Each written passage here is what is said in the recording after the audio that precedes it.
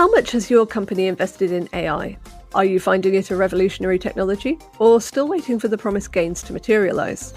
As businesses seek to unlock productivity gains from AI, investment in the technology has continued to rise. All across the world, firms are buying AI products, undergoing digital transformation in preparation, or even fine-tuning AI to suit their bespoke use cases. But how much of this is going to pay off? And what do you do if your AI project fails on its own terms? You're listening to the IT Pro Podcast.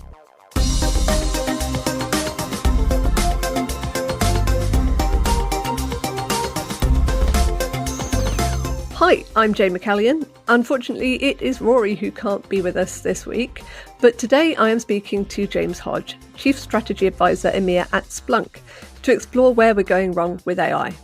James, welcome to the show. Thank you very much for having me. So, as I teased in the introduction, you have suggested that we could be in for some serious AI failure this year alongside AI gains. Could you explain this for us? I definitely can. And I think I'd start by saying I'm really excited about the future of AI, but I think we are in like peak hype cycle at the moment for AI. And what we've really seen is people getting incredibly enthusiastic about the possibilities and kind of rushing into how do we go and implement AI? How do we use generative AI? I mean, I think almost any time someone thinks about AI, they're only thinking really about generative AI. And they haven't really thought about some of the principles of going and how they're going to take that to market. So do I have AI-ready data? Do I have AI-ready cybersecurity? And have I thought about my AI principles as a business? Would be like three good starting points to really like get into to make sure that you've actually set yourself up for success and maybe be an AI-ready company. I think it's sort of 80% failure rate is what you have predicted in 2025. So what do you think is driving this? Is it just the whole kind of like, let's do AI without really looking into what doing AI means? I think 100% it is definitely that. I think when you look for investment on a project, when you're looking for investment as a company, you mentioned the word AI and already you're straight into a more positive conversation. I think from a technology vendor landscape, clients are expecting us to have a smashing of AI all over the way we talk about go-to-market and our future portfolio. So I think that sometimes like over forces the topic and everyone has that expectation, I should be doing it today. I think the other part about it that's really challenging, people aren't segmenting the way that they think about that AI project. So am I using this for everyday AI versus maybe game-changing AI? And is that external facing or is it just for internal operations? There's huge amount of positivity on actually the really boring stuff. How do I reduce the time I spend on those kind of labor-intensive tasks? They're not very glamorous. They're not the ones you would market as we're a successful AI company versus the kind of game-changing customer-facing AI that means I have to change everything about my company. I've got to think about my go-to-market, the way I think about sales, marketing, legal, regulatory compliance. And so that complexity actually very quickly becomes overwhelming. So what does AI failure look like then? I think it is not delivering value for the money you've invested in there. I think we've seen that time and time again. Take LinkedIn as just a pulse check. There are more and more of these articles coming out there where people are kind of saying, well, the business case didn't quite stack up. We are not quite getting the return on investment. We're still bullish about it and we think it will one day, but it wasn't in that 12-month period. And that's because people are rushing into the deployment, the rush to production, rather than actually thinking about, I'd like to think about it as, how do I become an AI-ready company? I don't know if some of our listeners would remember, 4K-ready TVs. Oh, yes. Before all that came out, the same principle. How do I, as an organization, become AI ready to be able to go and adopt that? And that's going to be different things, whether it's maybe an internal, taking a bit of toil away from someone doing like expense checking versus all the way, and I've fundamentally got a new proposition to market. So using or building on that TV analogy, 4K TVs largely appeared before there was 4K broadcasts. Correct. So are we in a 4K situation where the answers are coming, they're going to be useful, it's just maybe we're a bit over prepared or expecting things to come along a bit sooner than we wanted?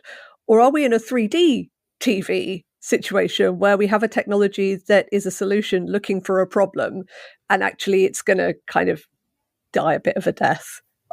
I don't think it's going to die a bit of a death, but I think we occasionally are in a technology looking for a problem to solve. I think we definitely saw that with blockchain. I think almost everyone could agree blockchain, we try to be shoehorned into everything. Yeah. I think the issue with the AI side is there are lots of different ways of thinking about AI and types of AI. So really the thing that is realized now with a kind of very high central mass is a generative AI virtual assistant. How can I go and have almost that prompt I can go and work with? Something that's a lot further away, but we see a lot of hype at the moment around is agentic AI. That is probably, I think Gartner say that's between 3 to 6 years away to go and get mainstream adoption for agentic AI, but it will have a huge influence in the way that we'll build technology and interact with different areas. But if I look at the moment, almost all articles at the moment are about agentic AI. So we're almost then trying to go and push that into my organization or an organization quickly because we think that's going to go and get the possibilities, but it's actually not yet mainstream technology that's ready to go and be adopted. Yeah. So going back to the businesses that are looking to use AI, where they have struggled with the projects that they've put in place, is it that there's been an overinvestment? We have seen in our own research at IT Pro or at Future B2B that everyone's like, oh yeah, there's going to be more budget for AI, and everybody wants to point their money at this, and that there's less return on investment? Or is it that they haven't been backed with the right skills and strategies, so that the money level is kind of fine, but you've got to spend it on things that actually maybe are even slightly more human and more expensive than people were hoping for?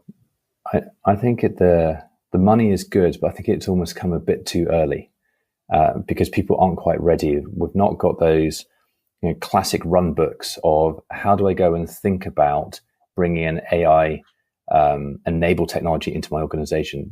DeepSeek was a brilliant example of this. Being able to release DeepSeek with the results it was getting compared to other technologies, game changing when we're starting to think about kind of the lower cost of training models to go and get that right. But then the company I work for, Cisco, we did some research on that, and it failed every single one of the tests in the harm bench set. So complete success in attacking that model to be able to go and use, break that model, jailbreak it, do whatever you want for it, because we don't yet have the kind of the cybersecurity side of AI coming out. And that adds a big risk when I think about operationalizing AI. So I think as consumers, we use it quite a lot in our own lives, whether it's playing with ChatGPT or maybe your car with things like adaptive cruise control and those type of technologies. But as soon as I want to put it into a business context, I can get the AI product out, but then I have to think about what data is going into it. I have to think about how do I secure that piece of AI and what are the implications if something goes wrong. But I also need to think about kind of my principles for AI. What am I standing for as an organization to implement this? How do I think about risk, decision making? What happens when it goes wrong? And so as these AI technologies go into production, the reason why I think maybe a better way of saying about the 80% of AI projects are going to fail, I would almost say they're not going to deliver the expected value. I think they'll ultimately succeed, but not in the time scale that the original business case was in, because you have to then go and address these actually quite difficult and fundamental issues to then be able to go and roll that AI in production. It's organizational change really is the big barrier. Yeah, and there are definitely some companies that have found out the hard way about you can't just pour your confidential information into a public LLM or a public generative AI Yes. and be like, oh no, how did this happen? Everybody's got our trade secrets. Whoops. Exactly. And you've got the issue of copyright and all of those type of things that are starting to bubble up, that policymakers are starting to work out, well, how am I going to go and deal with that? Then as a global organization, you're thinking, well, where am I going to go and train a model? And I might be looking at where does copyright favor the ability to go and train a model? But now can I actually go and deploy that model in other countries with different data legislations, different copyright legislations? And so that kind of complexity, like almost like an onion. We talk about cybersecurity as these onion layers. I almost think about the complexity increasing with more layers that you have to go and think about when an AI project comes about. A prize-winning onion by the end of it. The village fate will be proud. So diving a bit more into the data side of things, it was sort of 2023 and last year, 2024, we first started to hear that businesses didn't have proper plans for AI and that they hadn't prepared their data properly for AI. Can you dive a bit more into like what that means and if these are still the main issues? I think there are 100% domain issues. One of the big predictions out there at the moment is we're using lots of general large language models.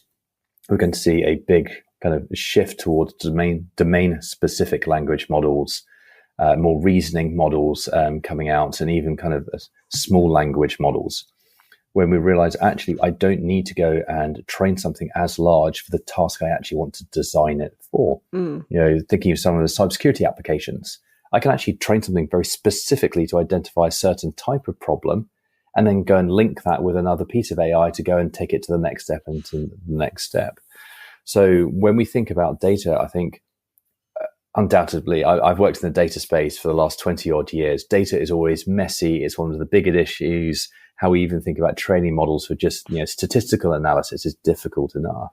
And so I think that quite often is a barrier because organizations rarely have an implemented data strategy. Most of the organizations, I think, have a data strategy written in a document somewhere, but whether that's fully implemented, like anyone in the IT world about a configuration management database, it's a nice idea to have one like source of truth, but it's rarely the case. And so that means you're always on the back foot when I'm thinking about data. And it's also radically changing all the time. That's updating, that's changing. The way we're thinking about data is changing as well. So it's a really complicated task. Yeah, and it does feel in some ways that this is an extension of a conversation that's been going on since I started in IT journalism, which is sort of big data, and we're holding data. What do we do with this information? How do we organize this information? Do we just stuff it under the mattress and hope for the best? And AI, generative AI may be a newish technology. I know even that is kind of a slightly controversial statement because ultimately built on large language models. Those have been around for a while, and machine learning and so on and so forth. So, I mean, is this a continuum really from that early conversation of what do we do with our structured and unstructured data? How do we use this stuff through to now kind of like, okay, well, how do I get generative AI to maybe make use of this stuff? That the foundation is still the same.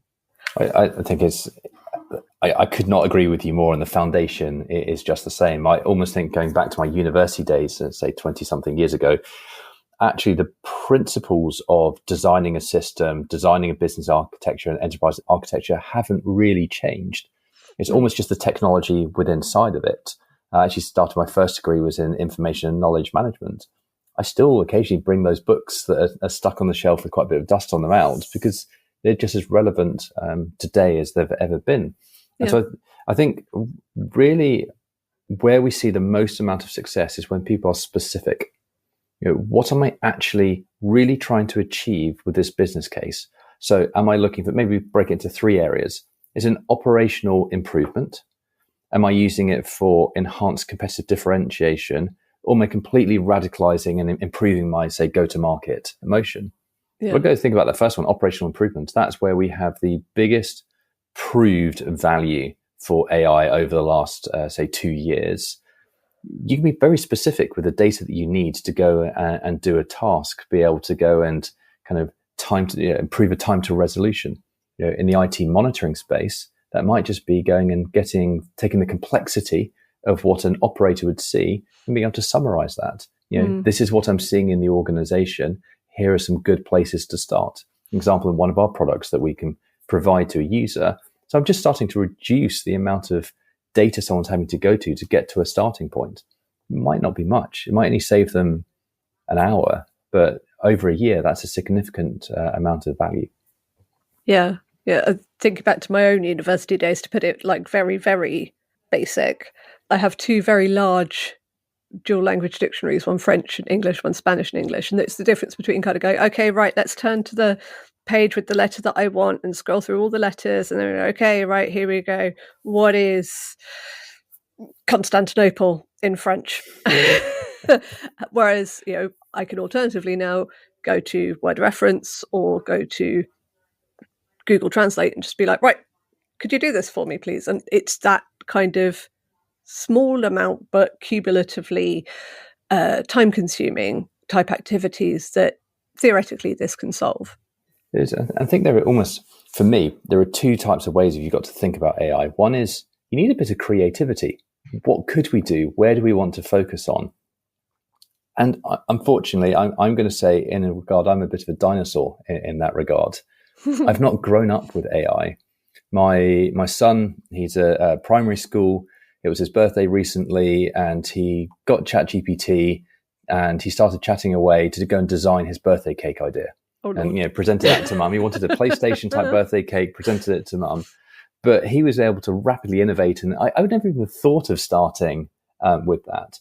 However, when you take someone like that with that creativity, you need to then go and hand it over to someone who now says, how do you go and make that possible in a business? How do you go and get funding? How do you build the support structures, the team, the operational cadences? And so I think there's some challenges that we have is to unlock the possibility of AI. We 100% need to think about multi-generational workforces and removing hierarchy in decision-making. But then when we get onto that idea, how then do we get people onto that to then go and operationalize it, who have the experience of dealing with complexity in the workplace, complexity in technology, enterprise architecture, and business architecture? And that's a fundamental shift of leadership that's going to happen to go and make those projects successful. Looking at AI as a product, the B word, bubble, has been circulating quite a lot.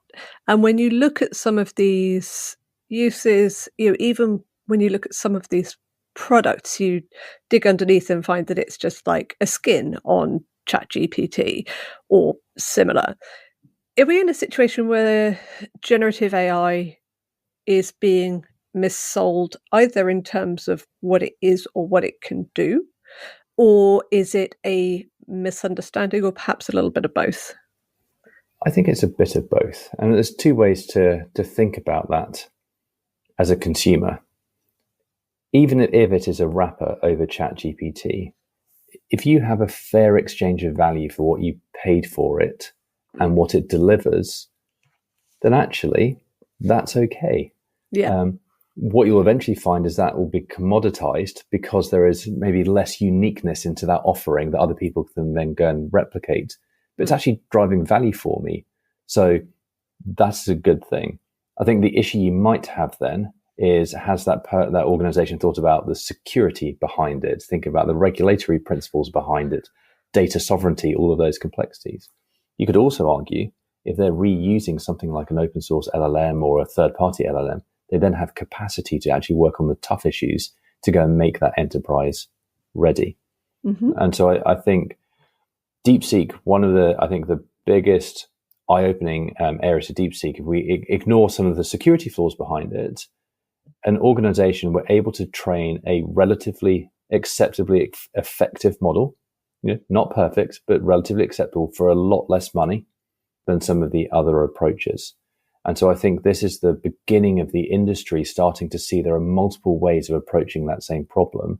I think that's going to benefit everyone in the, let's say, medium term. I think short term, maybe the next year, less so, but I think we're going to see a whole new industry being born out of different approaches.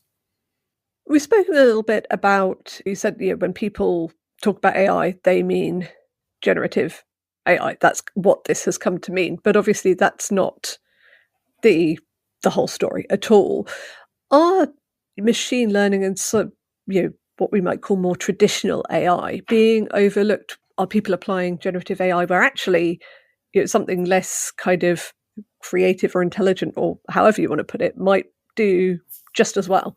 100% good old-fashioned stats quite often is the right approach, or just a standard prediction algorithm. I'll give you an example. Splunk, one of the things we do is IT monitoring. And so you want to look at the relationship between the database, the middleware, and the front end, and call that a service. when you're looking at the performance metric values of each one, let's just say throughput, you want to know what's the relationship between them. And is that trending in a way that I think I've got an error coming? Actually, that's just really a bit of stats and a bit of machine learning. And that's going to be able to allow some dynamic variance depending on the day of the week. But it gets you the result you want, which is tell me when I'm about to have a problem. Mm-hmm. However, it would probably get wrapped up, I think, in today's world as AI, just because that is now almost a throwaway phrase for anything that is kind of a bit mythical, magical, kind of a bit different, a bit not less obvious. And so I think it means we could have the potential to lose trust in some of those actual traditional, very solid techniques. Also, they're a lot simpler to implement. They are explainable. They're not a black box system. They're deterministic. And so I can actually start to go and put processes around it from an automation point of view to say, do I trust this? Do I want to make a decision of this? If I make a decision of this, am I comfortable to automate that decision to go and do something and carry out an action from the back of it? So you get actually faster benefits because I can go through that whole cycle of identify, detect, and then kick off an action to drive some value.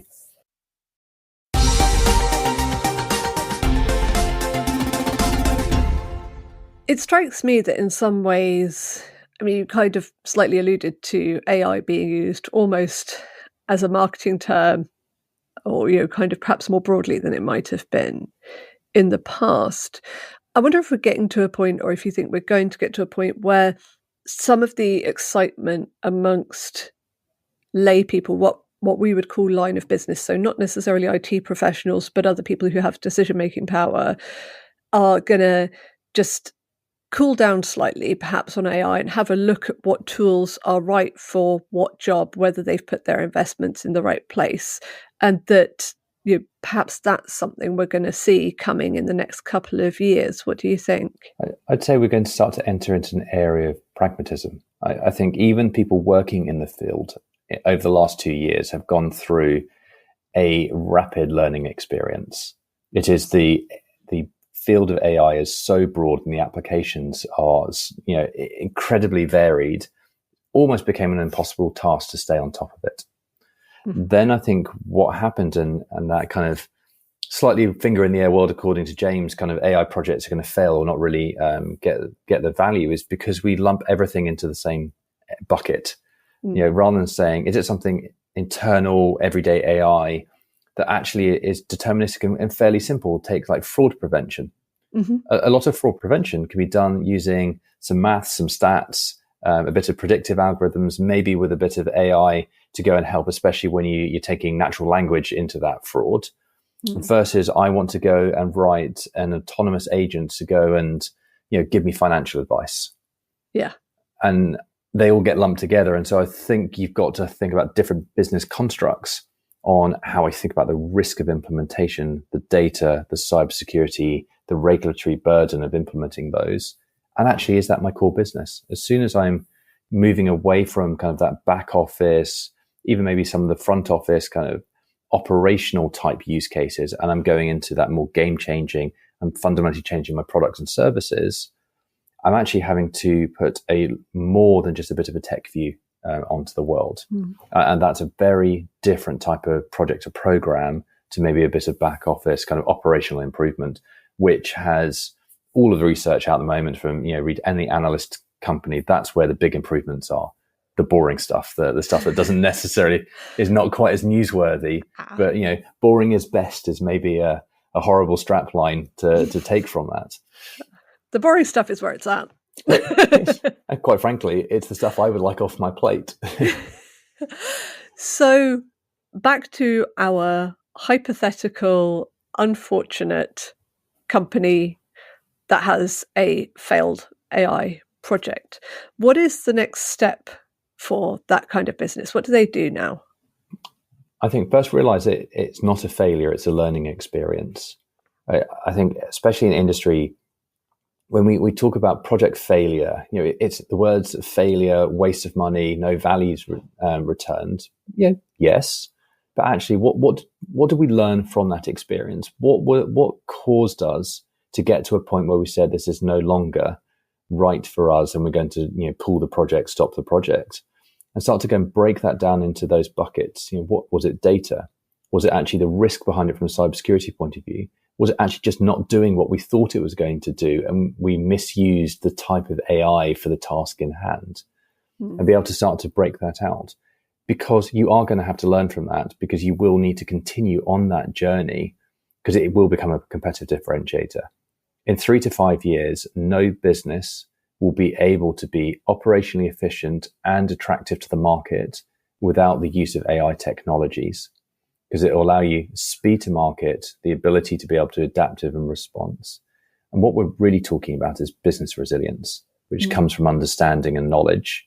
And then how do I bring digital resilience to make sure when I ship something to the market, I can then go and make sure that that is resilient to what anything I hadn't predicted was going to happen to that model, that system, that business proposition.